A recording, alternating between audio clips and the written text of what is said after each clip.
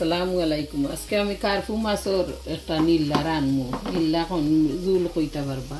ও কারফু মাছ fresh কারফু। আমরা অর্ধেক peer সালম খাইছিলাম আর এখন অর্ধেক বানাইয়া রাখছি। ওই দুটা তেল উল আছে, কল্লাও আধা খানা আছে, মাছ অর্ধেক আছে। এখন আমি নীলা রানমু একটা বইরাম। জালও কইতে পারবা, নীলাও কইতে পারবা।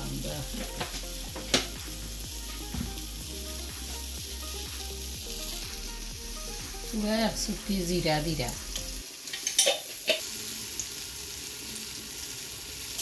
রসুন দিন,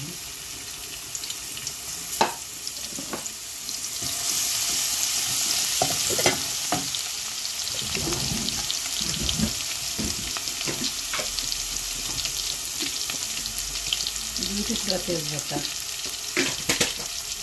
পেঁয়াজ জিরা মশলা। বেশি মশলা দিতাম না, পাতলা মশলা দিয়ে রান্না।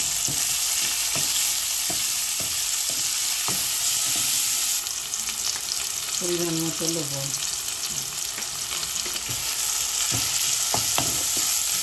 পেঁয়াজ কষিবার লাগে পুরা সময় ওয়েট করতাম। 5 মিনিট রাখিয়ে রাখি, পরে পেঁয়াজ কষি আনলে দেখাই না। এবার টমেটোর একটা চেরি টমেটো দিয়ে চাটনি করি। টমেটো দিয়ে এখন আমি ডাকিয়া দিলাই 5 মিনিটের লাগে।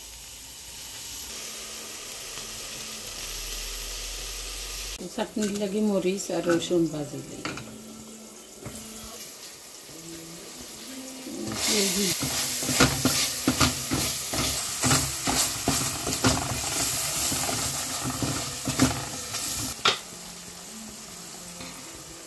হলুদ দিলাম 1 চা চামচ, মরিচ 1 টেবিল চামচ,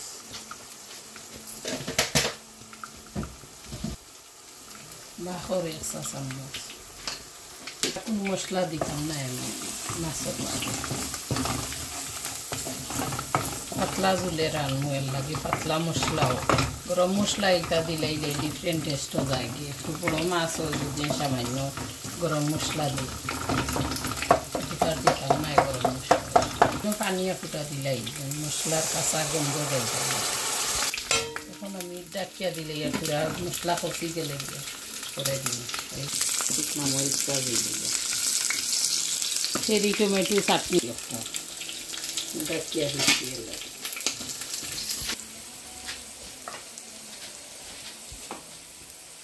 পেঁয়াজ নাই না পুরা বাজিলেই টমেটো চাটনিতে একটু বাজিয়া দিলাম। কত হয়ে গেছে, এখন আমি মাছ ছাড়ি দিই।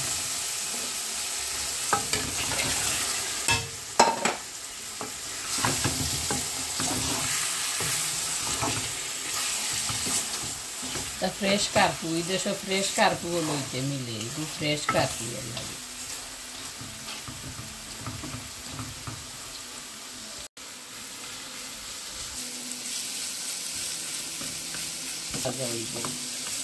গেলে দিলে চাটনি রেডি হয়ে গেছে।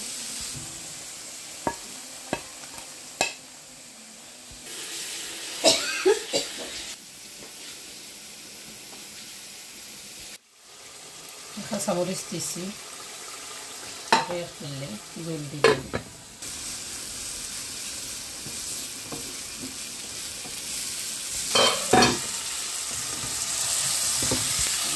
তেল ছাড়িচ্ছে, মাছ শুকাই দিচ্ছি।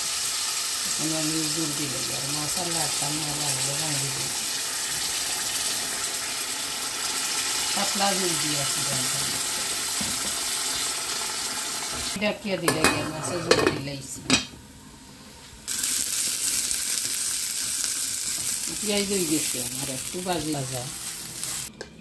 এখন টমেটোর চাটনি লাগে আমি লবণ লইয়া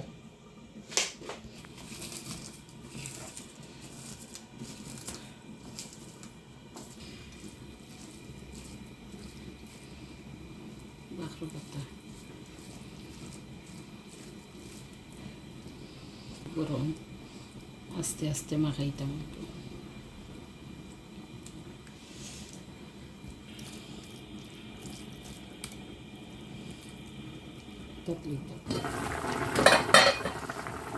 বাখর পাতা দিই।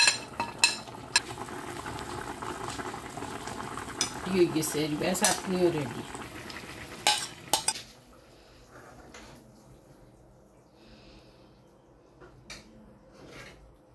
গেছে গিয়ে আমার কার্ফু মাছের পাতলা ঝোল আর একটা টমেটোর চাটনি চাটনি কইনিকটারে একটা কুলা দিয়া কি চাটনি এমনি টমেটোর তো সালাদ বানাই খাই একটা টমেটোর চাটনি ভাতর লগে এগু খাইতে সুস্বাদু হয় ওলা খাইবা খাইয়া দেখবা আর কার্ফু মাছের নিলা ফ্রেশ কার্ফুর নিলা ওলা রান্ধিয়া খাইবা তেল জালও কইতে পারবা পাতলা জুলও কইতে পারবা নিল্লাও কইতে পারবা আমরা নিল্লাও কোনো সময় কই তো বালাতা বুনাও কইতে পারবা যে যেটা চাই নকটা কইতে পারবা ওলা রান্ধিয়া খাইবা লাইক শেয়ার করবা সাবস্ক্রাইব করবা থ্যাংক ইউ ধন্যবাদ আসসালামু আলাইকুম